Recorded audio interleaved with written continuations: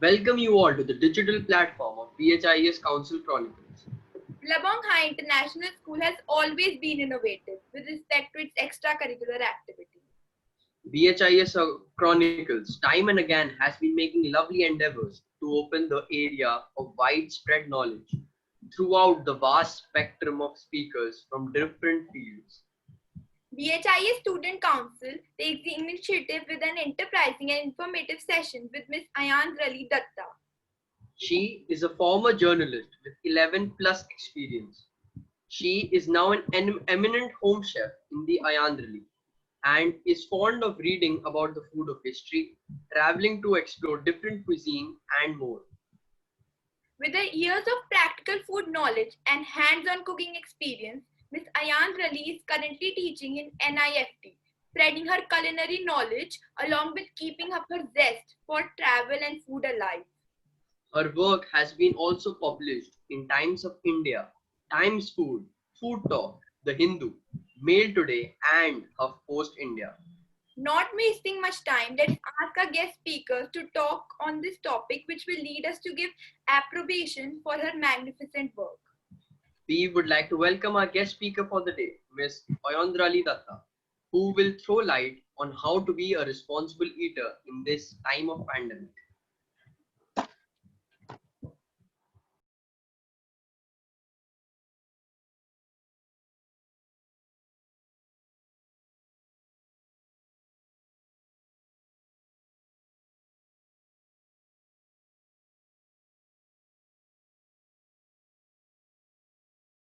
I audible and visible both? Yes, ma'am. I am. Okay. Thank you. There was a little technical glitch. I'm sorry for that. So it's better now, right? Yes, ma'am. Great. So, yeah. So my audio is clear. Thank you. Thank you, students, for the lovely introduction. It's absolutely, it's a very immense pleasure when I get to meet such a young bunch who are enthusiastic to learn and to understand about things which may not be, let me put it that way, a part of their course curriculum, but absolutely something that will help them in the long run of life, what we call. So everything, it's something that's out of your books, yet is a part of your life and going forward as you move ahead. And very early, and me almost 2 decades, 2 decades young, elder to you, and you guys have seen very early in your life a pandemic nobody thought of nobody ever imagined. So today, my topic that I'll be talking is how to be a responsible eater during crisis or during pandemic or in your life overall. Let's put it that way. Just one thing, just students, just make sure that if I'm not audible, just let me know. I mean, at times, due to technical glitch, I don't understand whether I'll be audible or not. So just that thing. So today's topic that I'll be talking to all of you about is how one can be a responsible and a sensible eater during this time of pandemic. We all have seen that in the past 7 months, a lot of our things, a lot of our lives have turned upside down. The way we used to cook things, the way we used to buy things, a lot of things have changed in our lives, right? So what does this pandemic has taught us? It has given us very important lessons in life. One of them that we can link to food. I guess we all saw this very, I would say, a herd mentality where everybody went and started picking up, hoarding up things during the pandemic. The moment the lockdown was announced, everybody started hoarding things for themselves, right? Which was which was not very a right kind of thing to do, because the moment you start hoarding things, you are absolutely reducing the ration for the rest of the people. Because I go and pick up 15 packets of biscuits, 15 packets of atta, maida, tel, and all of this. What happens? I may be using it over 7 months or 8 months or 10 months, knowing that there's an uncertainty that's lying ahead. But if I'm not responsibly buying them, I may be putting somebody else in a vacuum where the person may not be able to buy at all because the stock might just get over. And we also saw, because the lockdown happened, there was no commuting, no transportation happening. So it gave a very hard time to us. In the meantime, when we talk about eating as a responsible person during this pandemic, it's very important to understand what we want to say. It became, I'm sure, since we have all age groups of students here joining us, I'm sure all of your mothers had a tough time in a way, with some of us having a little crankiness about fussiness about what to eat, what not to eat. मेरे को ये नहीं खाना, मेरे को आज ये खाने हैं. And since our parents were home and since you were home, so our demands were a little different and it went a little fancy at times. And a simple dal chawal may not be very convincing over a period maybe extending more than 5 days. But this was also a time when we as sensible and sensitive person came out. How sensible or how sensitive we are as a person. So when I talk about being a responsible eater, what to eat, most of the kitchens that we see today's time, we talk about modern kitchens. But when we talk about kitchens that were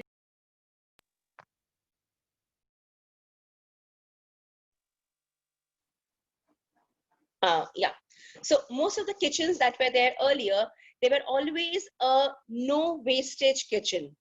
What we mean by a no wastage kitchen is anything that was used in the kitchen. Suppose I am using a potato, as simple as the potato. The peel of the potato was also not thrown out. The peel of the potato was also utilized in some way or the other. They used to make a fry out of it, a kind of a curry out of it. The same way it went with all vegetable peels.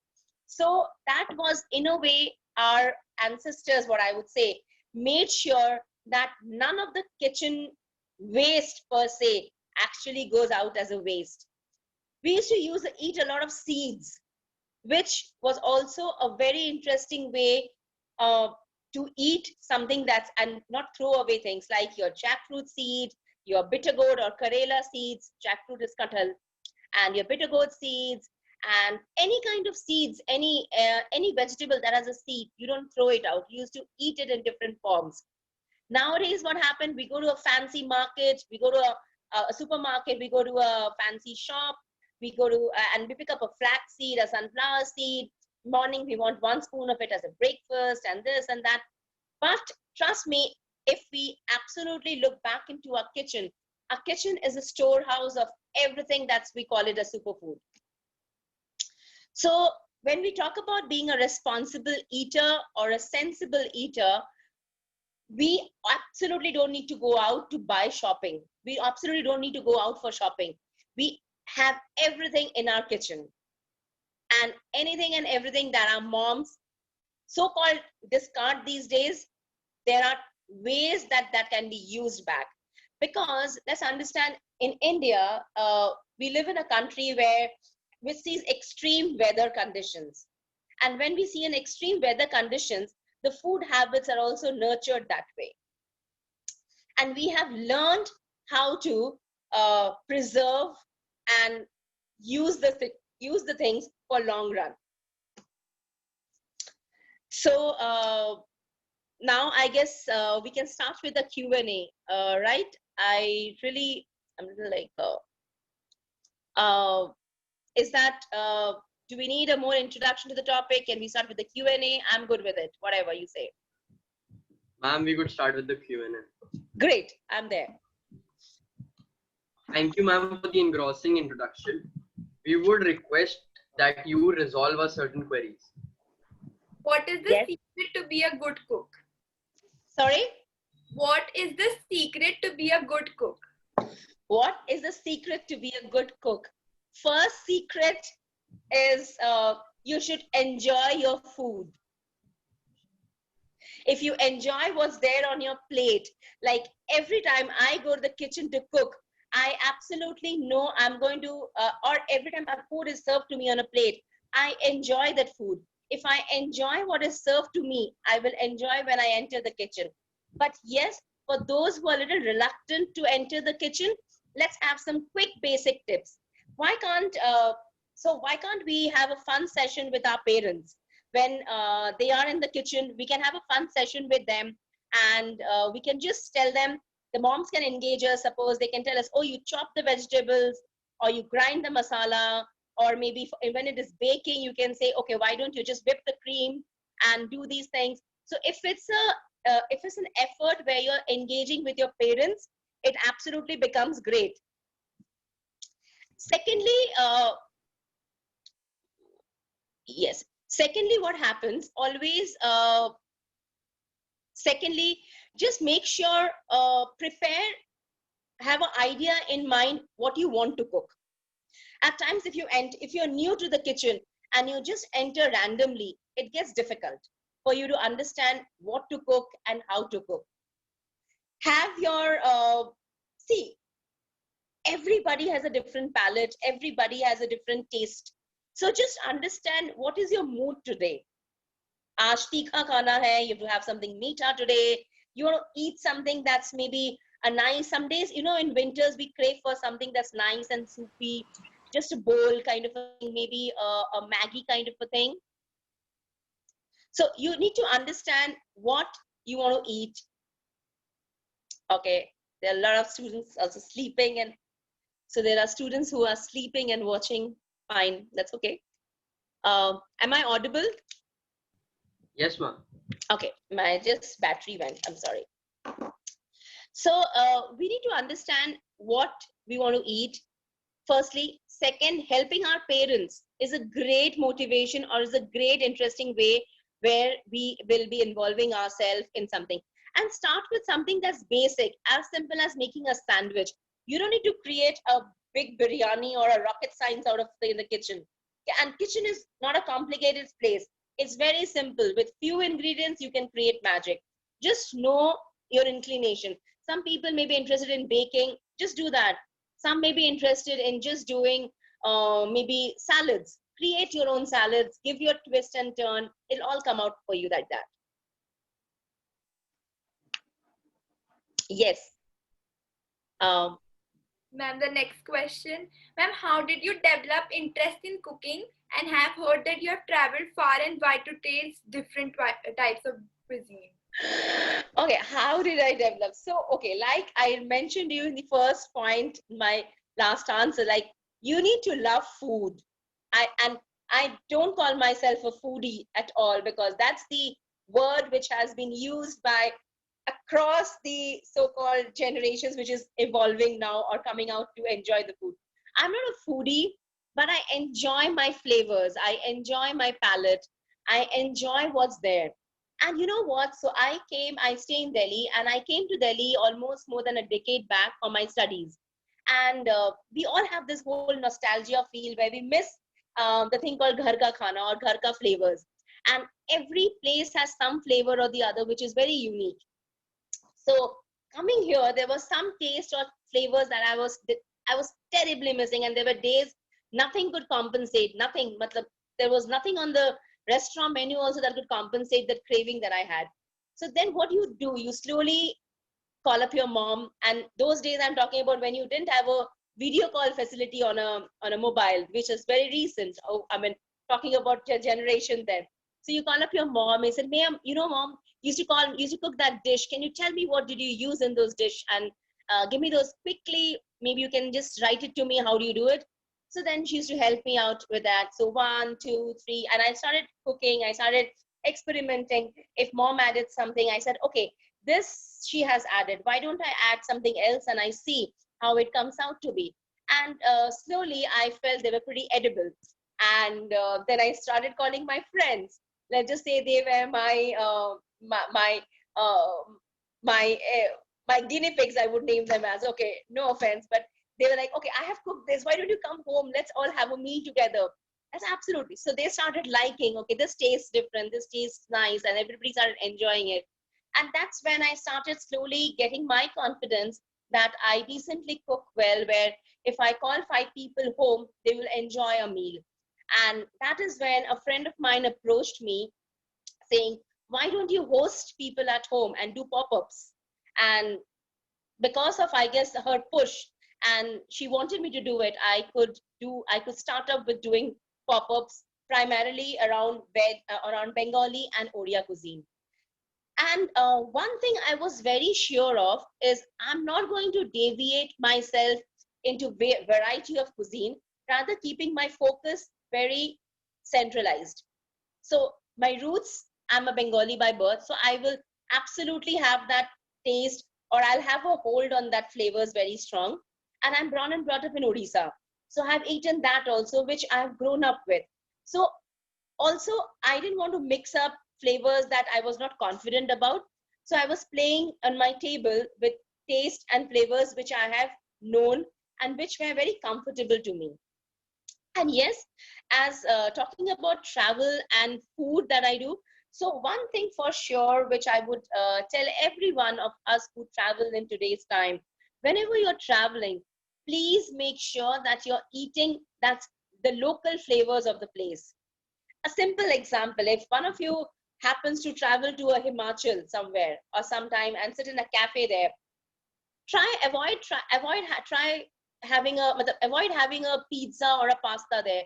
Rather try the local Himachali food and the local Himachali sweets. You will enjoy it more, because whenever you're going to a new place and you're trying the new flavors, you would absolutely come back with a much enriched experience on taste. That's my personal thing. And surprisingly, since I travel across, it may sound weird, but I never shop. I don't shop at all. I don't go and buy fancy stuff. I get back home spices, because then I want to incorporate them in my kitchen, so that I want to see what comes out of it. I mean, I will never buy a fancy shoe or a bag or anything like that when I'm traveling anywhere. I'll pick up the local ingredients, the local spices, because they are what it's what makes that country a place. I mean, whatever it is. Also, whenever you're going to a new country, if you're visiting a new country, try going for one of the local food walks there. If you're going for a food walk, what happens? They will take you to those interesting, secret, or very places that not many people will know of it. There could be places which are not even listed in your guidebooks, but they could be the best of the places. Like, for example, if I tomorrow come to your city and I ask you, where are you taking me to eat? You have to take me not to a very branded shop.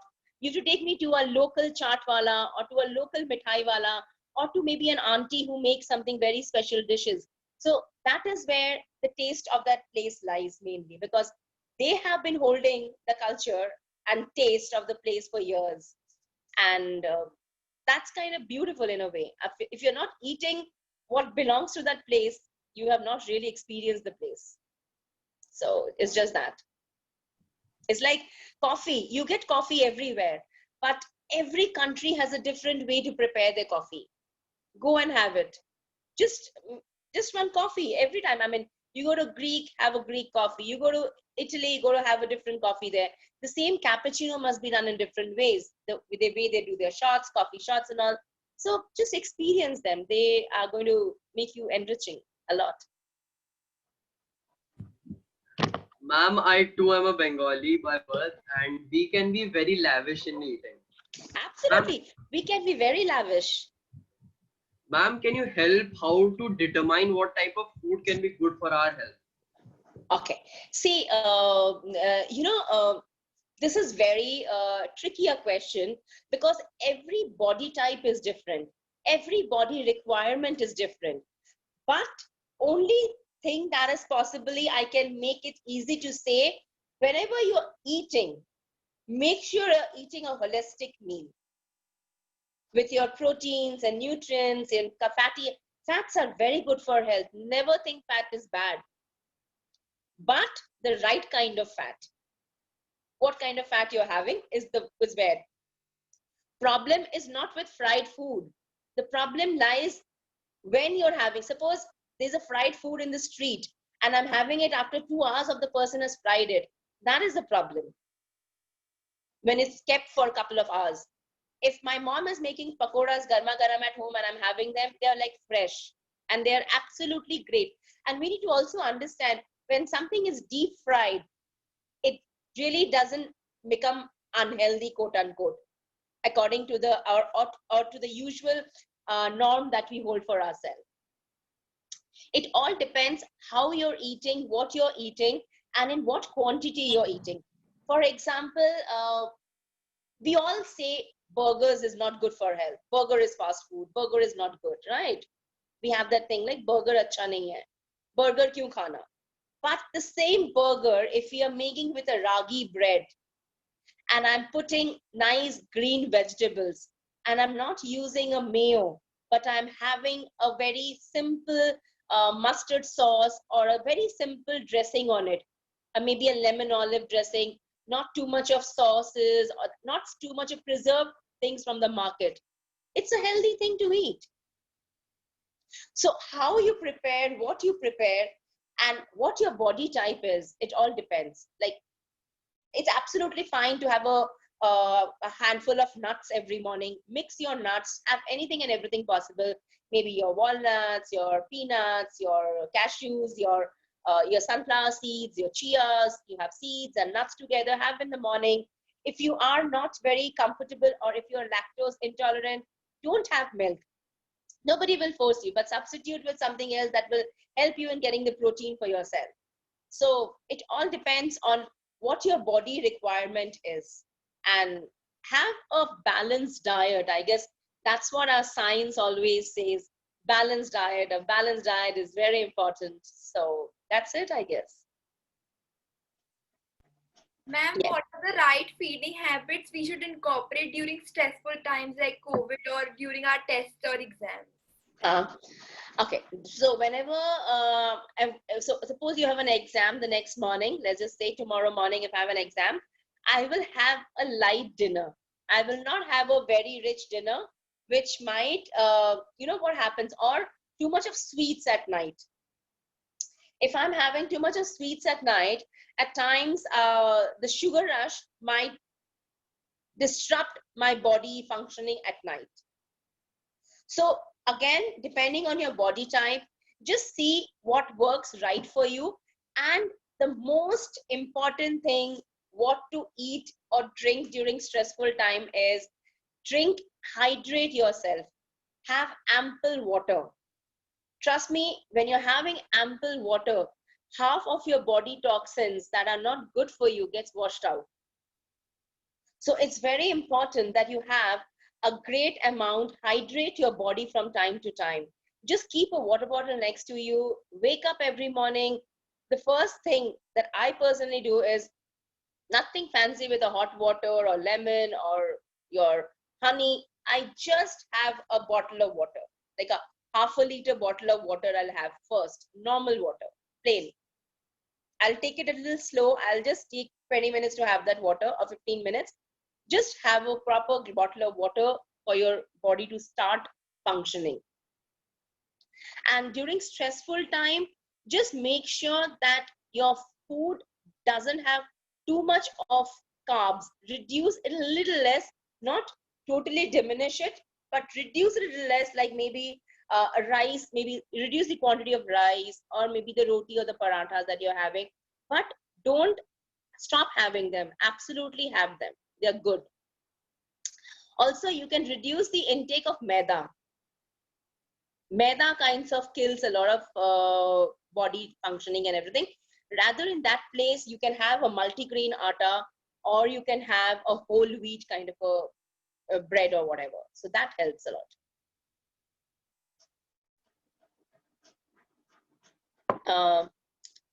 Next question, please. Yes, ma'am. Yeah. How should the food be cooked so that it carries all its nutrition values? Okay. So it's a very age-old technique of cooking. We call it the slow cooking. So there's an organization in the world also called the Slow Food Organization, which primarily promotes cooking. Of course, nobody these days cook in wood fire. Everybody cooks in their gas or induction or air fryer or whatever, these kind of mode. First and foremost, I'm starting from the reverse order. Absolutely avoid a microwave cooked food. That's like, the microwave cooked food are really, I would say, not healthy in most of the ways. So even if, for example, there's a dal in the fridge, which I need to heat and eat with my rice, just make sure that you take the dal out an hour before you want to eat, so that you don't need to quickly put the bowl in the microwave and heat it out and get it out. Preferably, just switch on the gas, put the dal in the kadhai, halka se heat it up and have it. Microwave cooking should be very strictly minimalized. Like, if you can get a chance, if it's possible for you, just get it out of your life. That's the best thing. Otherwise, minimalize as much as possible. Coming to what methods to be done, keeping the ingredients of the vegetables intact, preferably cook in seed oil. Seed oil, by I mean maybe a mustard, a sunflower seed oil, or maybe a coconut oil. So seed oils are absolutely great when it comes for cooking. And it's also good if you want to cook the vegetable with the skin. The fiber, the skin gives a lot of fiber and texture to the vegetable, until it is very important to remove it. But it is very, very essential that you are slow cooking the vegetable, you're slow cooking the ingredients. And yes, unnecessary, there is no need to add too much of extra spices. A simple tampering of a jeera or a kalonji can absolutely do magic. So keep your spices minimal. And yes, if you're using suppose you're cooking a non-veg or you're cooking a nice dum aloo where you need spices and everything, please make sure that you're grinding the ginger, onion, garlic at home. I mean, those packed ones again will have preservatives. So thing being, avoid most of the preserved food items, be it cold cuts, be it packed spices like your masales or like your ginger garlic paste from the market and all. Try using ones that are fresh, that can be like, do it fresh in your home and freeze it and use it over 3-4 days. It'll be finished because there are no preservatives. You can't keep it for long also. But the one you pick up from the market, they will have preservatives. And that is also the reason, if you just taste it randomly, like, it will have a very souring taste, because something like a vinegar or agent is added so that it is preserved for a longer time. So cooking a dish in its real way, with this real taste and flavors and spices, and with least preservatives, absolutely makes it more sensible and more healthy. And reduce your microwave cooking. Absolutely, that's one thing for sure. And yeah. Ma'am, can we not have the junk food at all? And if yes, then in what proportion? And Okay. what is so harmful in such food items that we keep on listening, say no to junk food? Acha. See, Anushka, I just mentioned something about a burger, right? Yes. So the burger is not wrong. The pizza is not wrong. It's what we are eating and what quantity we are eating. So, okay, maida overall is not good for health because of the gluten, because of its quality, because of its properties. And maida is processed to a very fine extent. So again, anything that's processed is not great. So if I replace my burger buns with sourdough or with ragi or with any other multigrain bread buns, they are healthy. If I don't add a lot of mayonnaise to it, if I don't add a lot of processed food in terms of meat to my burger, it's a healthy one. Same thing with pizza. Whenever we are eating a pizza, just make sure the base of the pizzas is made of multigrain, not of maida again. And talking about, again, fast food and junk food, I personally would say a Coke or a Diet Coke or a Coke Zero or a Pepsi or a Limca or anything. Cut it down from your diet, absolutely. Replace with a Nimbu Pani, that's any day better. But again, a Nimbu Pani that's made at home and nothing, not a Nimbu Pani that's bottled in the market. Because if it is bottled, it has preservatives. Anything that's bottled and packed needs to have preservative for you to reach from the factory to the shop and then to your house. So it takes a certain period of time. And that is the reason they come with an expiry date. So when we talk about fast foods, the fast food is not wrong. But what you're having in the fast food, where you're having it from, and how are you having it is where the challenge lies.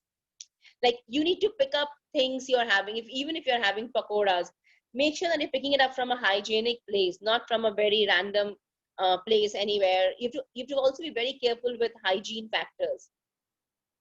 Okay, so it's absolutely fine whatever you're having. Talk about what are the other fast food that we can talk about apart from pizza, burger. Golgappe is ghar pe banao. Have your nice. See, the potato is not fried; it's boiled potato. Mix it up with whatever spice you want. The tamarind water is good for health because we have tamarind in sambar, we have tamarind in rasam, we have tamarind in a lot of form. Pudina is good for health. Okay, pudina is there somebody? I don't know. So pudina is good for health. The green chutney is good. So whatever you're doing, try making these things at home. They would not be bad for your health, quote unquote.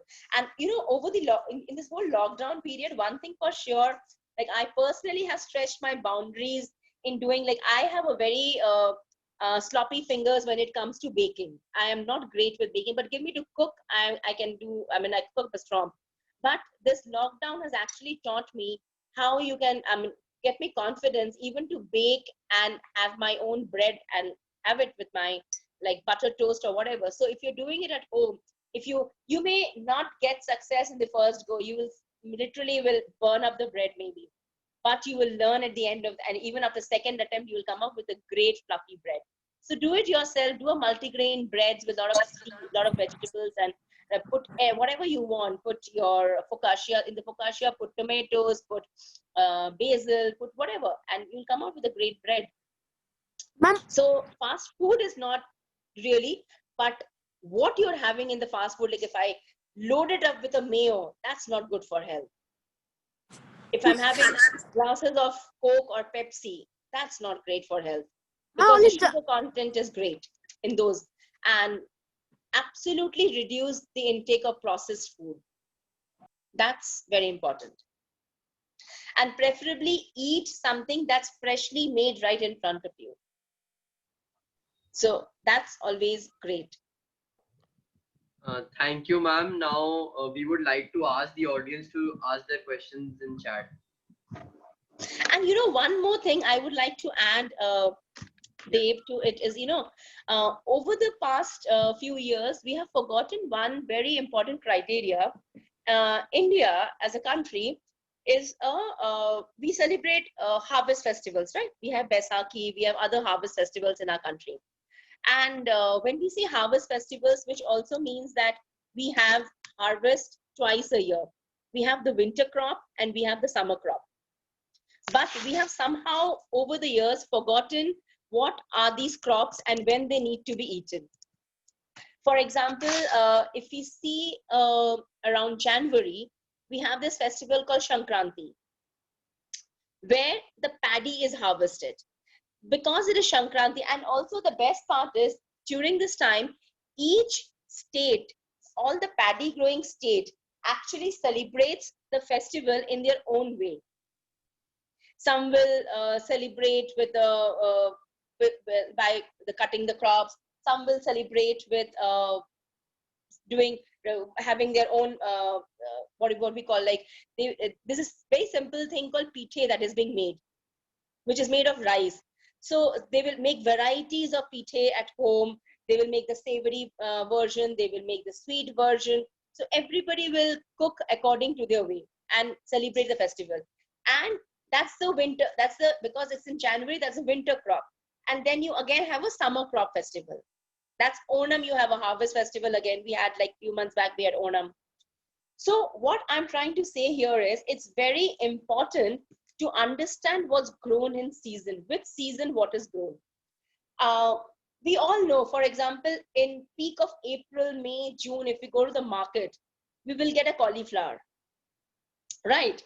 But we have forgotten over the years that cauliflower is a winter vegetable. So the thing is, when we actually eat a vegetable that is not in the season, that in a way or indirectly forces the farmer to grow that vegetable of the season, which is not very, where the weather conditions are not conducive for that particular vegetable to grow. So what I want to emphasize here before we take up questions with the students is, please make sure that you're eating seasonal and eat local. There could be a lot of local farm produce around your city where they may be doing a lot of microgreens, or they may be doing a farming around. Pick up from these vendors because they are the ones who would really need your support. So that's one of the best things that I would suggest. Yes, we can take up questions now.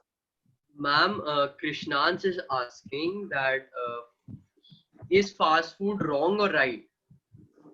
There is nothing like wrong or right. Like I said, if I'm having a healthy burger, if I'm having a burger made of a ragi bread, or if I'm having a multigrain sourdough bread, and I'm not using processed food, I'm putting a lot of lettuce in it, tomatoes in the burger, and I'm putting something, maybe an egg also, like I'm making a half fried egg in the burger if I'm an vegetarian, and I don't use too much of fancy dressing that's from the market. I just use something I can actually use curd or dahi and make a dressing out of it. Or I can make a beetroot dressing. I can boil the beetroots and I can make a paste out of it, add a little curd to it, and make a dressing nice, interesting. Add a little salt, a little pepper, pep it up, add a little, like half a spoon of olive oil, and have that as a burger dressing. It's great. But if you're just going to have it from the street side, and you know what happens a lot of time, the street side vendors, they don't change the oil that they are using. So that is where again the health issues and the challenge lies. You have to be very careful with what kind of oil are they cooking, and are they changing the oil at regular intervals or not. So best is that. So you need to be careful where are you eating the street food from? How hygienic is the place? Hope your question is answered.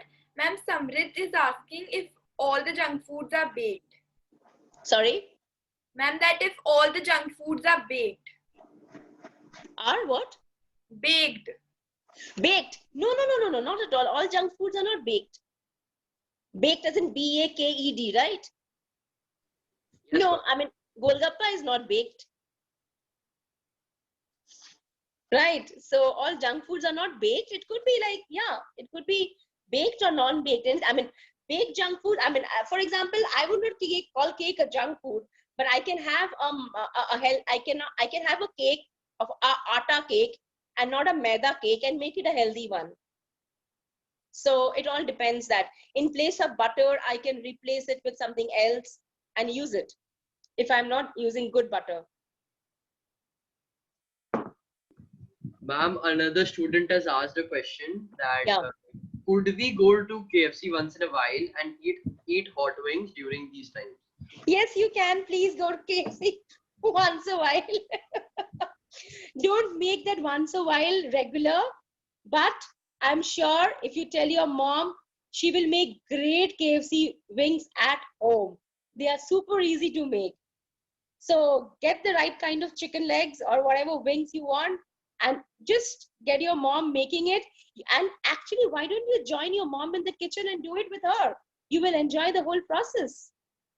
So, but yes, since you asked with so much of love that could we go once a while, you can go once a while. But make sure that once a while is not becoming regular for you. So you like the chicken wings from KFC, right? Okay. Where do you go to have your fast food, Dev? Ma'am, actually, I order it online. See? So you don't have to go anywhere. And what's your favorite fast food? Ma'am, I have all kinds of non-veg and I love non-veg. Okay. Anytime if I'm eating something from outside, it has to be non-veg. Absolutely, I get that. But try making that anything like maybe, for example, a nice seek kebab. Make it at home. It's the easiest thing to do. So just make a nice thick paratha. आटे का नहीं, मैदे का नहीं बना के make it of atta. Put those chopped onions, put a little sauce or whatever you want. Put the seek kebab and have it. I mean, rather if you're making it for everybody, and tell mom to make the parathas and keep them, and you just make the rolls, give it to them. Trust me, they'll be surprised and happy at the same time. So it's pretty easy. And Anushka, where do you go for your fast food? I don't eat that much. Great. You can still have your fast food, but then depends what are you eating. That's it.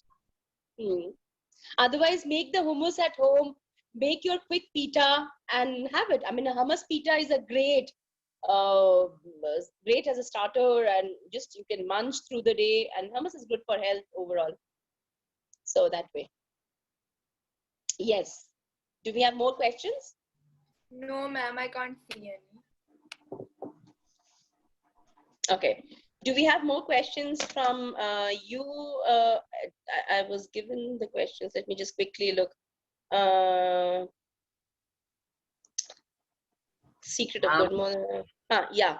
Arna Gupta is asking, can I eat Maggie 3 times in a week? 3 times in a week? Arna, once a week, can we do a butter, please? Like once a week? Yes, Arna? Okay, ma'am. Yeah, let's have once a week Maggie, and maybe a little more butter I will do if you can add a lot of vegetables to your Maggie. Like I love I've stopped eating Maggie. It's been years now. I don't know why. I just one fine day gave up Maggie. But whenever I used to eat Maggie, I used to have peas and cauliflower and carrots, beans, all vegetables to it. And if you eat egg, then I used to also put an egg to it. So just load it up with a lot of vegetables, at least to compensate on the nutritious part of it. That will be good. And talking about what we eat through the day, we need to be a little calculative with what we are eating through the day. Let's not, let not be at times we are emotional. Have we heard of this term called the emotional eater? It's like we are happy, we eat. We are sad, we eat. We have nothing to do, we eat. Oh, feeling very bored, let's eat something. So let's not be one of those. It's difficult to control that thing, but then eat when absolutely is a time, the right time, and for your body to eat, and also eat in good quantity and proportions. And you can have multiple meals through the day. Have the right quantity. Don't overboard yourself with too much of food. Like if you're cut down on the emotional part of eating actually. So the emotional eating is what our body doesn't need at all. That's it. And our body clearly knows when it is like when it needs food or when it doesn't need food. And talking about junk foods and breads and all, there's this joke that goes, it's like the bread rises in the east and settles in the west. So it's like if you're not eating the right kind of bread and if not right kind of flour, the maida could actually settle up in the wrong place of your body. And if you're not exercising on top of it, it could just be a little painful. And yes, very important, I missed a topic to touch. Whatever you're eating, whatever you are, junk, good, bad, ugly, healthy, a little exercise, a little run, jog, a little 10 minutes breathing yoga is very important. So that balances also to a larger extent your state of mind. More than your health, it will balance your state of mind. If you go for a run and you come back in 10 minutes or 15 minutes or half an hour, you sweat, that kind of really helps your body a lot. So even before and after exams, if you're having exams, it doesn't mean you can't go, because your mind kind of releases happy hormones. Your body releases happy hormones, which is much needed. So we need to do some kind of exercises that helps in releasing these happy hormones for us. Ma'am, Which class are you, Anushka? ma'am, 9th. And you, Dev? Ma'am, 9. Okay. Ma'am, Samrit is asking what should be the perfect diet for us. Okay. Like I mentioned already, there is no perfect diet per se. Every body is different and every body has a different requirement. So let's just make sure that we have a complete meal which has nutrition, which has fats, which has protein, which has carbohydrate, which has minerals, and everything in smaller quantity, but a complete one, which will make your diet a complete in its own self. So if you're eating a citrus fruit today, like an orange today, have an apple tomorrow, have a different fruit the other day, have some quick nuts today, or maybe you can have, today morning if you had fruits as a breakfast, tomorrow have poha, and maybe next day you can have chila as a breakfast. So everything, just mix it, give it a good mix to your body, and it's ready always. Good food is good for your health, and exercise helps us keep the body. Yes, it does. Ma'am, can you tell me, like, I never want to leave food, only junk food. Like, Where's this cute little girl asking me, don't want to leave junk food? What's your name, dear? ma'am, Tovya. Tuvya. Tuvya, what do you like in junk foods? Ma'am, like, someday I tell my chef to make some pizzas for me. Like, every day in the morning, I eat only bread and bread and bread. And see, So you have a chef who makes the food for you? yeah. Okay, great. So tell your chef to make that. Does your chef also makes the bread at home? Yeah. Okay. So now tell your chef to make a multigrain bread. Okay? Or tell your chef to make a sourdough bread. Or tell your chef to make a ragi bread, not a plain maida white flour bread. Okay? Okay. So these breads are much healthy, and along with these breads, maybe have a nice bowl of vegetables with it, like a little sauteed vegetable, which your chef can do it in a nice way, but not put too much of mayonnaise to it or any kind of dressing that will kill the nutrients of the vegetable. And if you are a egg eater, you can have a little maybe a half boiled egg with it, so your breakfast looks complete. And maybe a little nuts, maybe a little walnut and cashew nuts by the side, or almonds by the side, so your table will be complete. And talking about your pizzas and all, please tell your chef to make a multigrain based pizza or a atta based pizza, and not a maida base. And whenever he adds, but the way you have to promise that you will be eating vegetables that are there on the pizza. You have to eat all kind of vegetables that will be given. The thing is only that, like, wherever I see vegetables, I leave that food. Oh, then to Tuvya, we have to find out interesting ways to give you vegetable. Like, okay, so maybe you can ask your chef to make some nice koftes for you, or some nice vegetable cutlets for you, because they taste amazing. And if it is not told to you, you will not even understand that they are vegetables. So there are these secret ways to eat. Yeah, ma'am.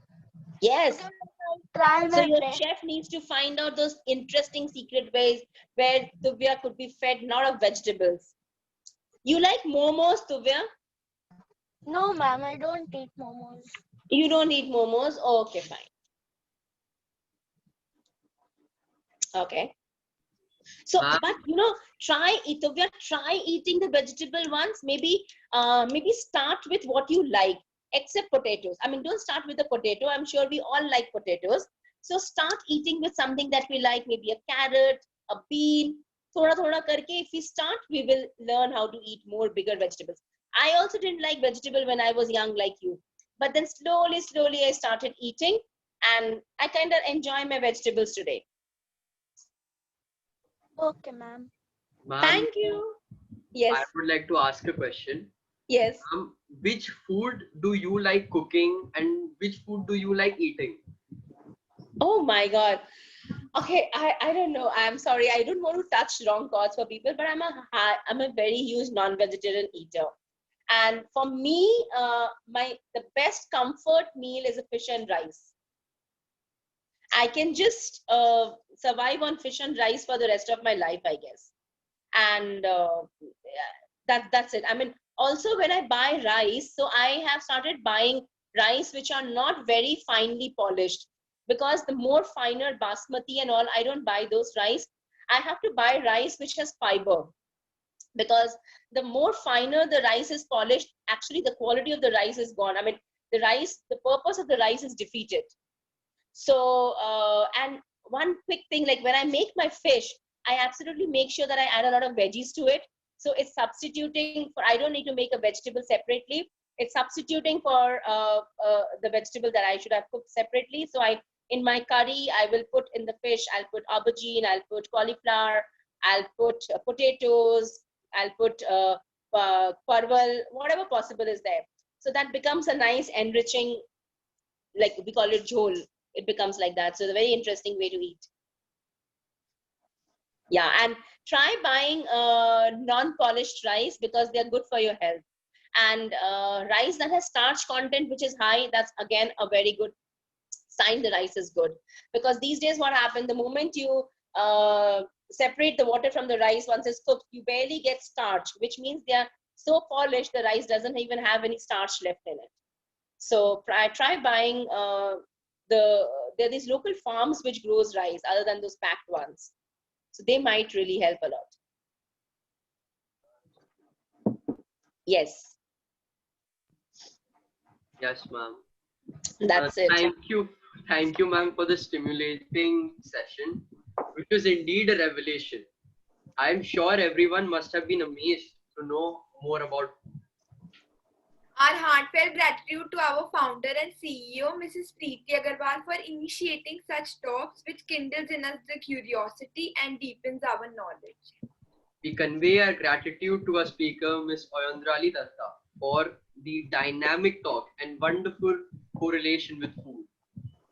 Thank you so much, everyone, for being a part of this BHIS Council Chronicles. We will Thank you meet guys again. for having me. Sorry. We will meet again next week on 3rd October 2020 at the same time with another guest speaker, Mr. Akshat Sinha. Stay home. Stay home, stay safe. Thank you. Thank you. Take care. Bye, guys. Stay well. Thank you. Thank you, ma'am. Bye. Bye, ma'am. Thank you for your advice, ma'am. Thank you, ma'am. Bye, ma'am.